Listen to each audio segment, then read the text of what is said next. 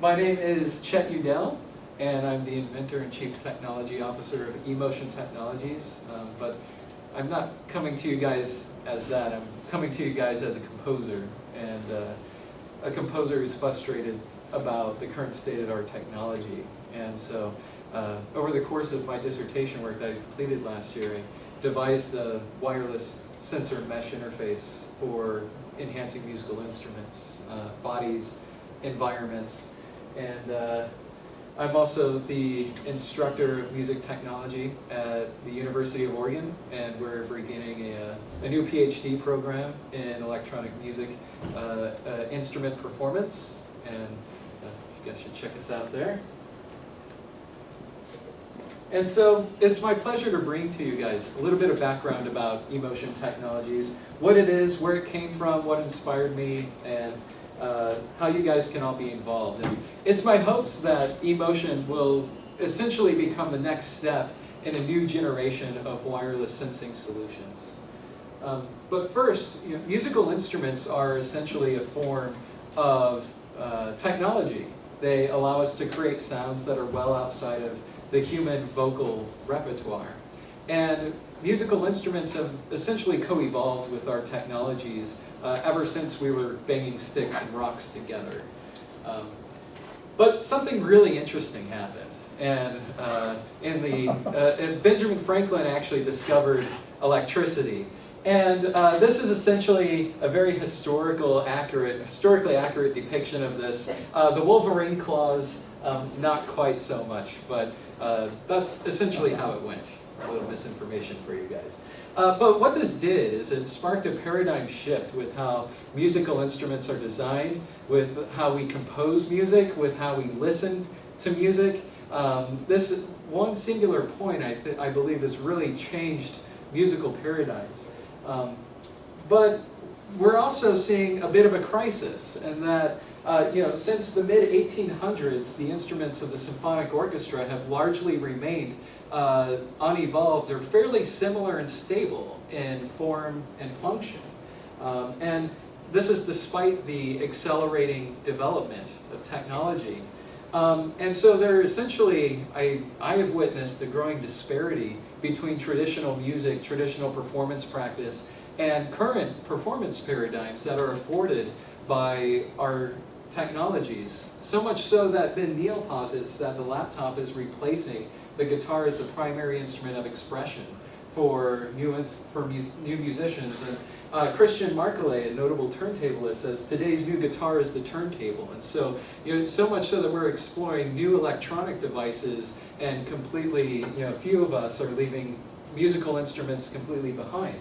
And so I'm preaching to the choir here, but another community of us are also trying to retrofit traditional instruments and traditional performance practice with current technologies. And it's been essentially like fitting a square peg into a round hole, all of our traditions and into these new paradigms of making music. So how do we do this? Well, an example. You go ahead and recalibrate here. There we go. Sweet. Sorry, fellas.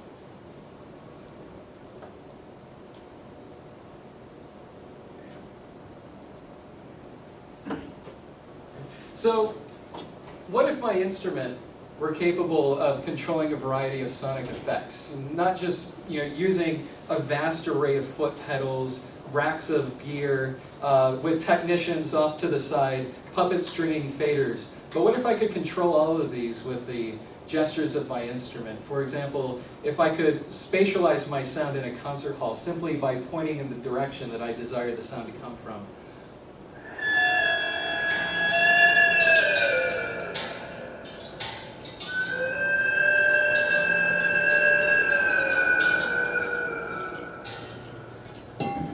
Control a variety of sonic effects using fun performance gestures on my instrument.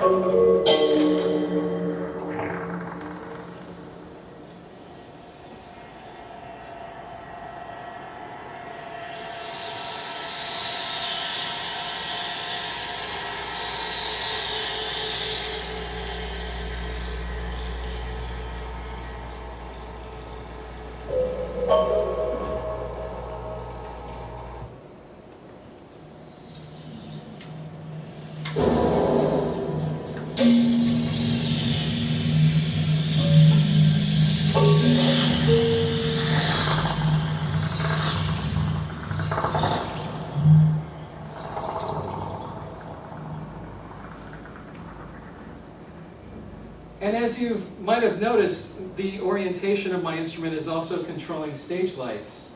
So it's controlling the brightness, and if I squeeze, the red lights grow dim. And so not only can I control a variety of sonic effects, but imagine being able to control any kind of performance periphery, anything that interfaces with a computer or your musical gear, your visual gear. eMotion, a small disclaimer, is not an instrument in itself. It is essentially the glue that can connect your musical instruments and performance practices, and your gestures with all kinds of new media. Another small case in point is I'm even controlling my presentation with my instrument, which is pretty nice. So this eMotion technology essentially stems from two of my favorite interests. The first is this notion of augmented instruments, and this is a tradition. One of my heroes is Gordon Muma, who in 1967 brought integrated circuitry onto the stage as one of the earliest on-stage live electronics performance with an instrument. And as you noticed, he has this really big gearbox attached to him with wires and tethers to this computer. A very fascinating, amazing performance, but I gotta say, we haven't really progressed far beyond this whole box, buttons and wires kind of idea. We're still contending with attaching sensors to our bodies, and yes, things have gotten smaller, but we usually have to, duct tape a Wiimote to our arms, or we have to, duct tape a Kinect to our head, or do some really crazy things. We run the risk of disconnecting wires. We run the risk of short-circuiting, and we're not free to move about the stage and control our environments. The second thing that I've been fascinating about is this idea of enchanted instruments, and that is. The idea of enchanted instruments are sort of extant in our literature, in our mythologies, in our stories, and they go all the way back even to some of our earliest cases of literature, earliest writings. And they fulfill essentially our desires to gain knowledge and communicate, to transform, to create, and to protect. And you'll notice that it's not the themes that are changing, but it's the tools that we use. And case in point, one of the more influential sayings is Arthur C. Clarke's third law of prediction, and that is any sufficiently advanced technology is indistinguishable from magic. And I feel we live in a really cool time right now, a very unprecedented time, where we have the ability to carry around everyday objects, but they don't only just do the physical things that they used to do, but they enable us to do a wide variety of applications. Case in point, let's go ahead and check out this video here. Let me remap speakers. All right, case in point. Magic mirror on the wall. Who is the fairest one of all? Famed is thy beauty, Majesty, but hold, a lovely maid I see. Rags cannot hide her gentle grace. Alas, she is more fair than thee. Alas for her. Siri, who's your daddy? You are. Can we get back to work now? Siri, what should I eat for lunch? I found a number of restaurants. 24 of them are fairly close to you. Siri, what are you wearing? You have the wrong personal assistant. But it's crazy to think about. Think about this for a moment. We all essentially have magic mirrors in our pockets, right? That there's this new paradigm sort of, it's all the craze these days, smart glass. And so our ambitions, our desires, our creative needs, our dreams, are essentially, they've all remained consistent. It's just been the tools, and we live in a very exciting time to sum up that point. Gonna reroute the speakers. Bam, back on schedule. And so eMotion was created to solve a variety of solutions, and I've identified 3 emergent solutions that have arisen with our current state of the technology. And the first is that there's a vast chasm that separates our creative intent, our visions, from the music itself. And that this chasm for all of electronic musicians essentially is the technology itself.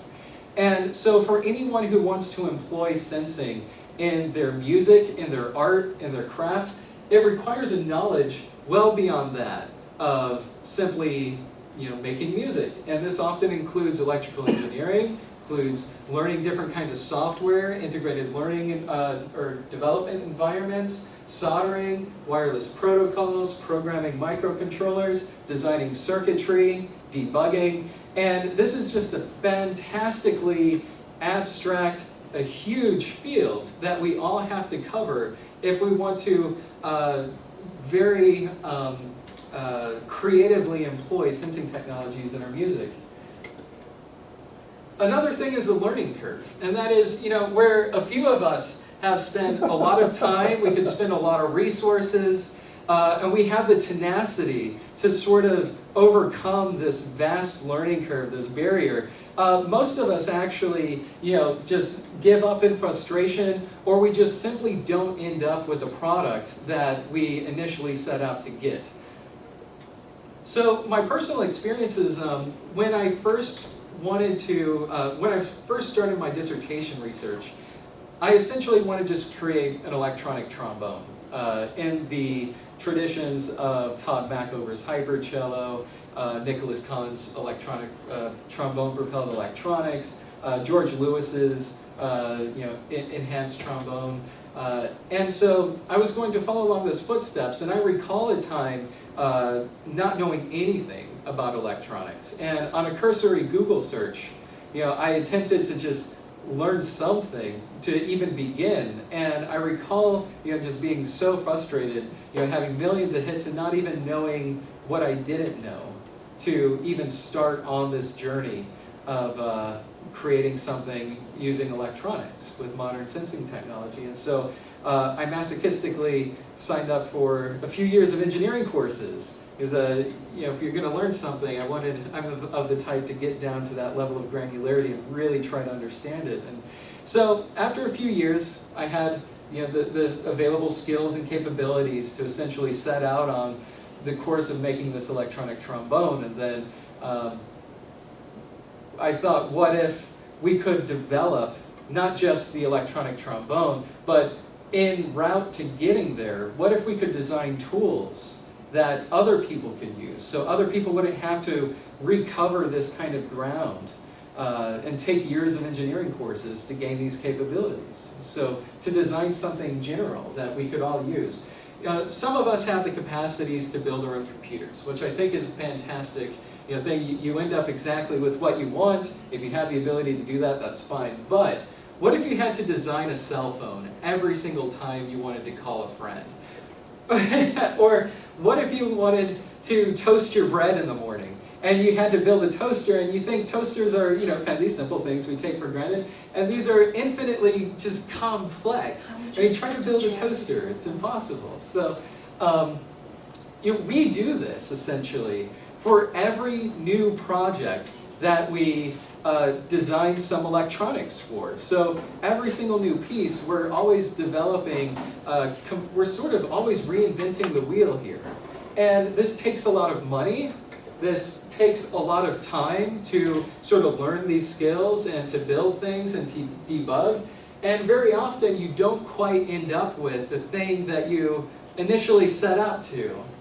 And so, let's consider for a moment this distinction between users and inventors. And take the cell phone, for example. Teenagers, it was, I think the association is the CTA, it's this communications folk that take all kinds of polling. And they discovered that teenagers far outperform adults in texting speed. They're just fantastic and just so fast at doing this.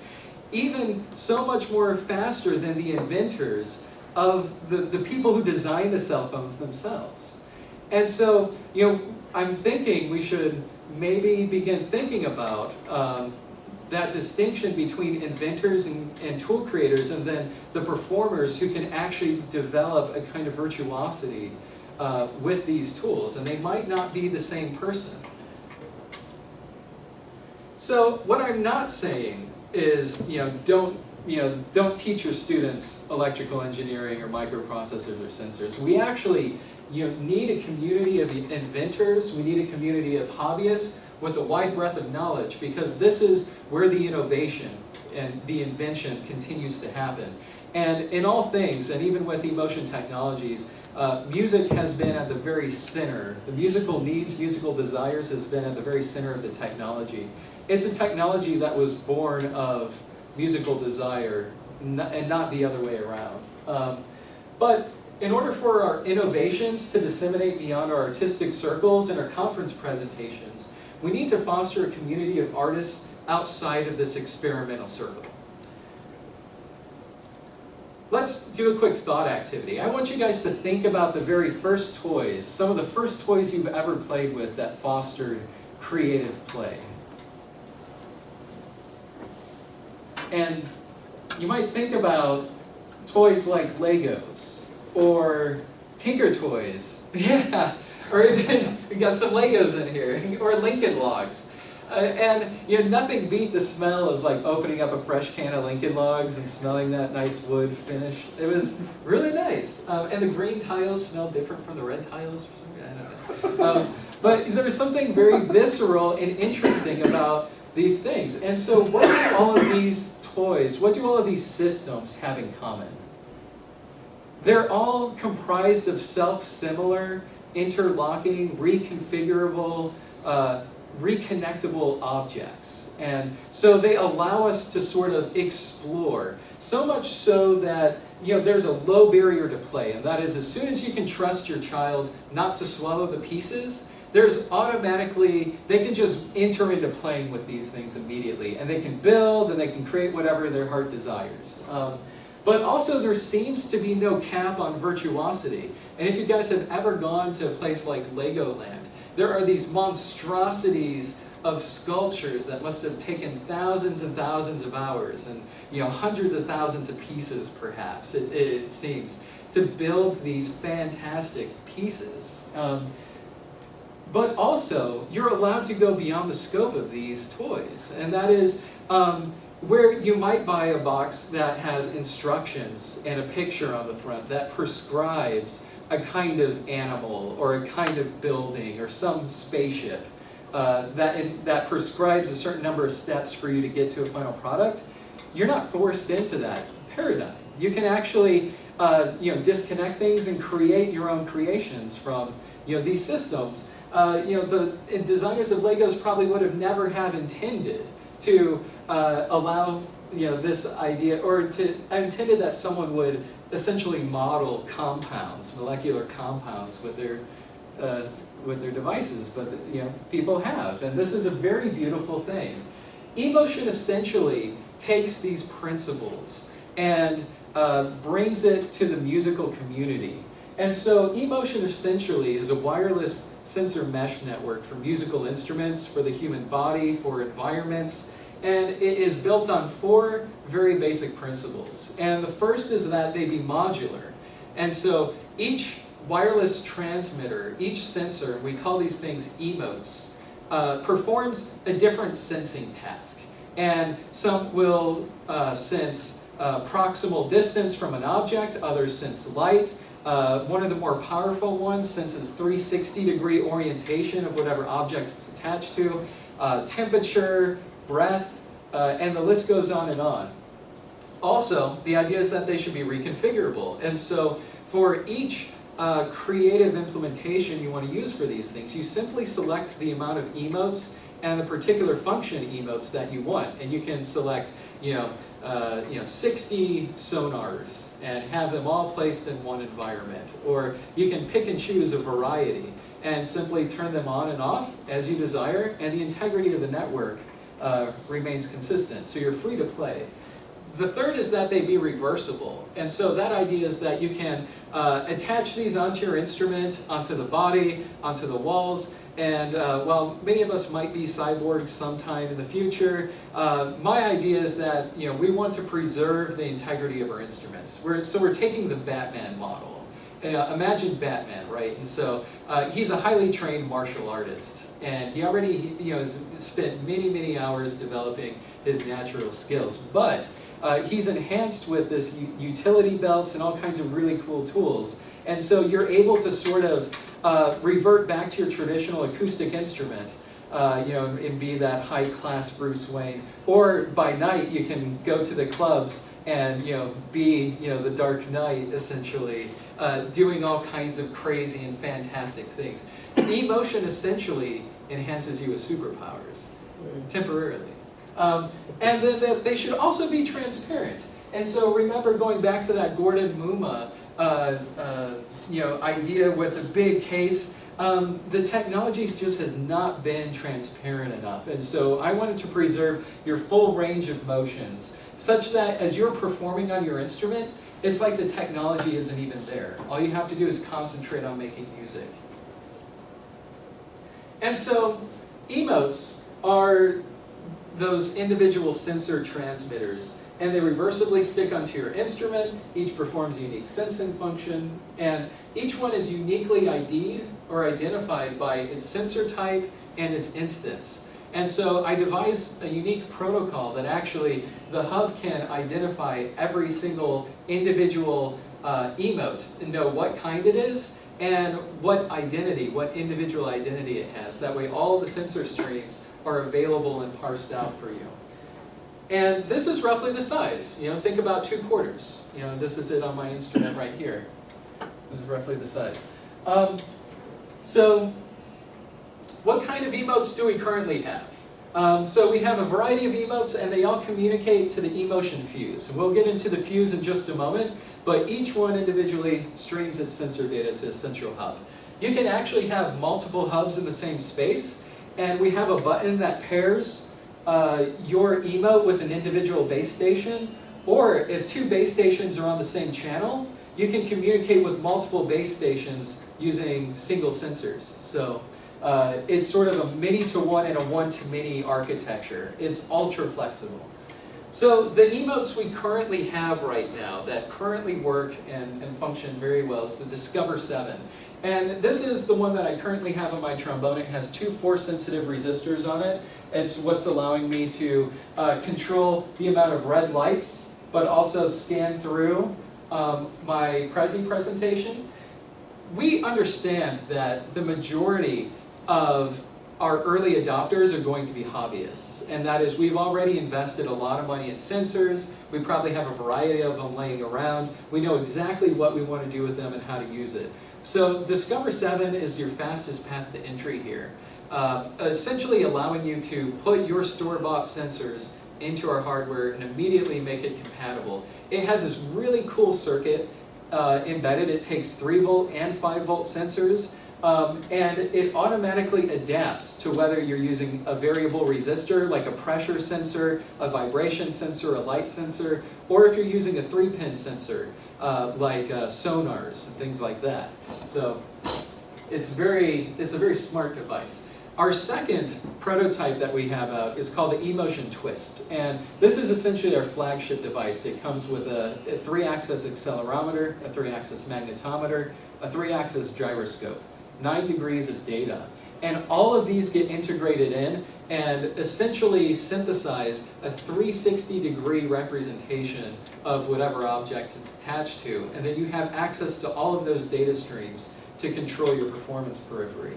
We will eventually design a variety of other emotes, and so the next one we want to come out with immediately is called the Accelerate, which is a simple 3-axis accelerometer. It's the more cost-effective but not as feature-intensive little sister of the Twist. We also have the Wave, which senses proximal distance from an object. We have the Exert, which measures force and pressure, which is on 2 spots of my trombone. We'll have the Flash, which measures light intensity. We have the Shock, which measures vibration and essentially transforms any surface it's attached to into a vibration-sensitive surface. It's especially good for dance floors, for toms and drums, percussion instruments, basically anything you want to trigger using vibration. And then others we will explore, and this is why we want to invite you as beta testers, is because we want to know what sensations you feel are important to your art, and we want to facilitate that. So bending, stretching, exhaling, even heat-sensitive devices for you firebugs out there. All of the sensor streams get integrated into a single base station hub called the eMotion Fuse, and it's responsible for identifying all of the sensors on the network, parses all of the streams and make sure each one is its own separate thing, and it sends all of this data to a visual software client that we'll explore in just a moment. It also serves as the charging dock for our emotes, and so you're actually enabled to plug these things into the top of the fuse and charge your emotes. You can even charge up to 6 emotes and have a variety of them still working in the environment. So you can charge and use simultaneously, which is fantastic. What's the charging time? That's a great question. So emotes typically, I'll get to the charging time in just a moment. Emotes typically run full force for 26, 27 straight hours. So you're not going to run out of battery in a rehearsal right after charging these things, unless you're like just hardcore and go on for more than a day. It takes about 4 hours or so, maybe even less. I haven't timed it exactly. But leave it on charge overnight, fully charged. In a rush, I've actually put these things on charge for like maybe 30 minutes and had, good hour or 2 rehearsal. So it's very easy. So this is the up-close image of our eMotion Fuse. And essentially, let's move into the software client. So the Fuse takes all these data streams, sends them to our open source software client. Our software is going to be all freely downloadable. We want you guys to hack it. We want you to adapt it to your software that you already use and love. It's totally yours for free. And so it's all open source. It was designed natively in MaxMSP. We'll make available as a standalone. But for MaxMSP users, you'll actually have the ability to create modules that help extend the capacities of eMotion software. There's a vast community out there for that.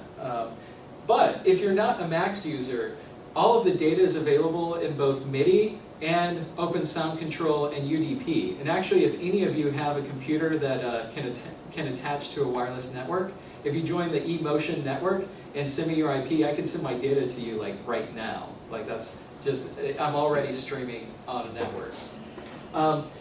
And so the software is essentially responsible for data input, and then you process the data somehow, and then you map it and route it to your desired destinations.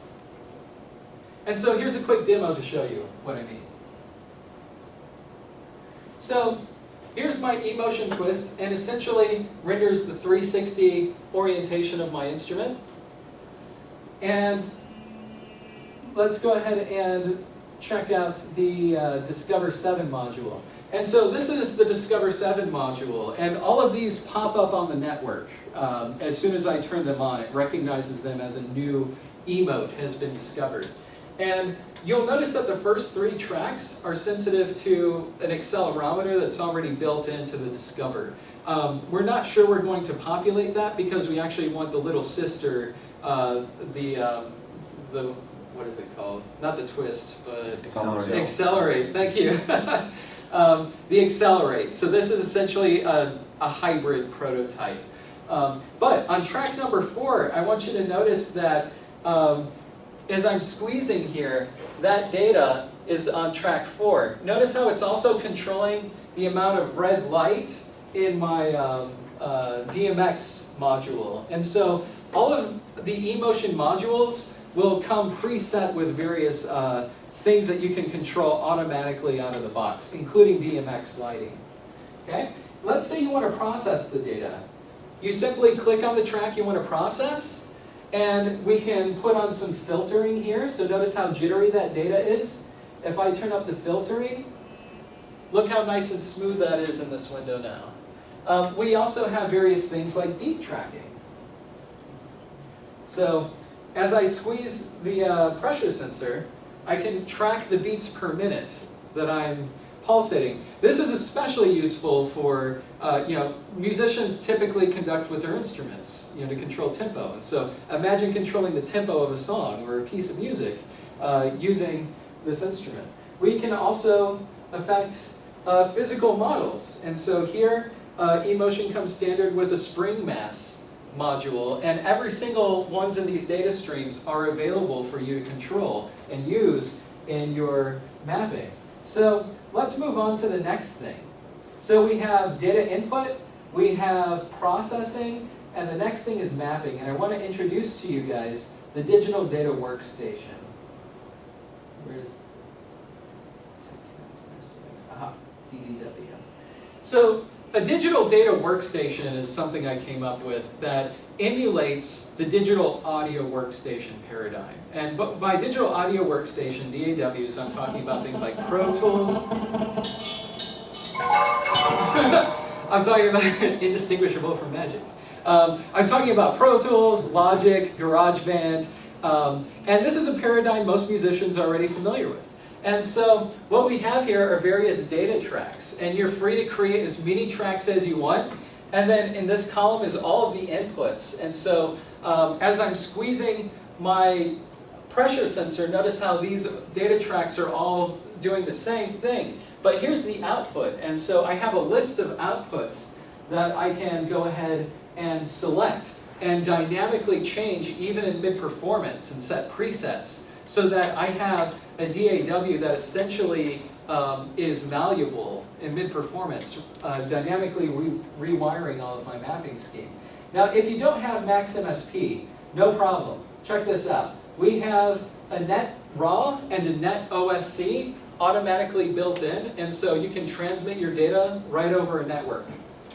And then we also have MIDI output, and so if you have a foot pedal or you have some kind of synthesizer that takes MIDI information, or you have other programs like Ableton, Max for Live, that you want to pipe this data into, Csound, you can do all of this via MIDI and open sound control.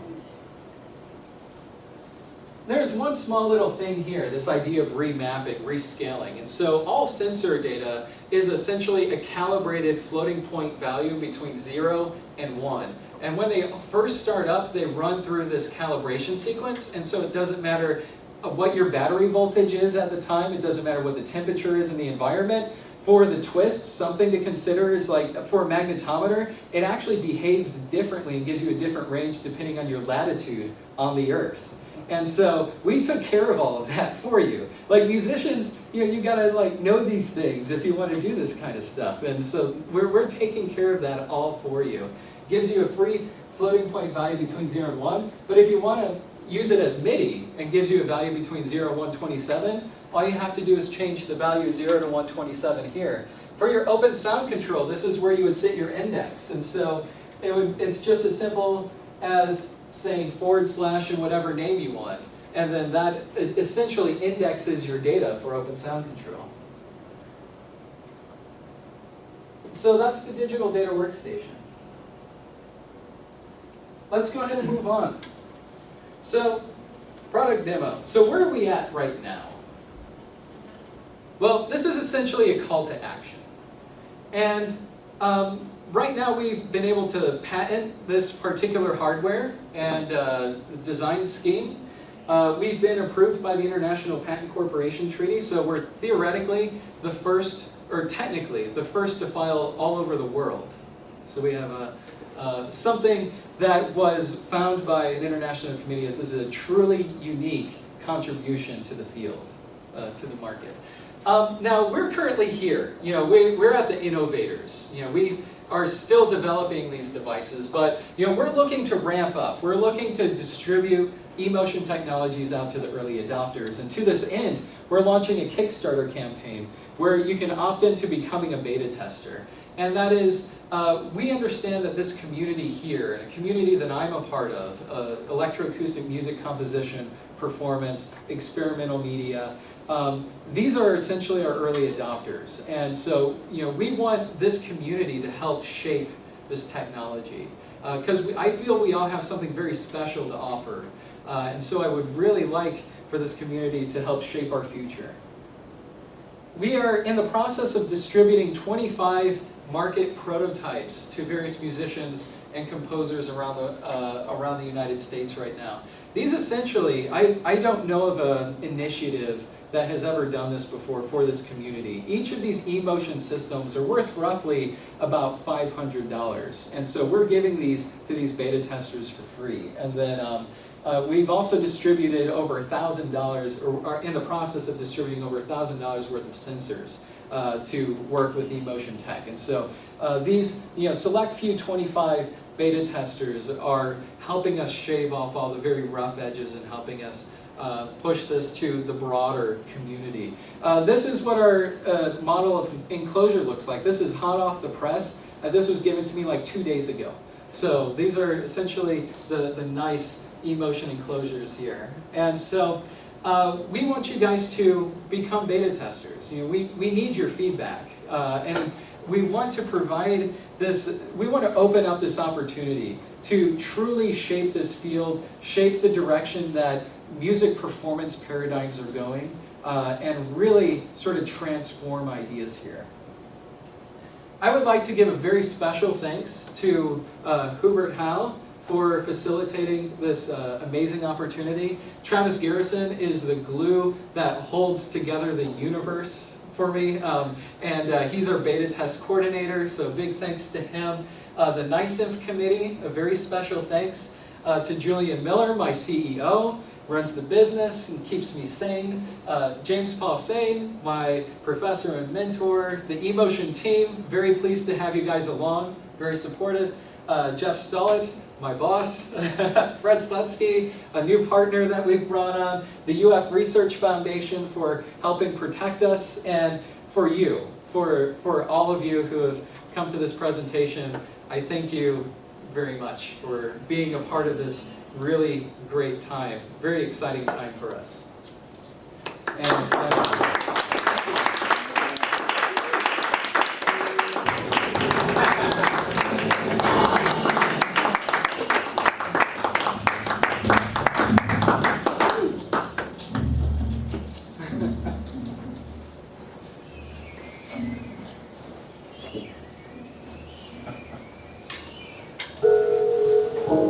okay, sorry, it's fun.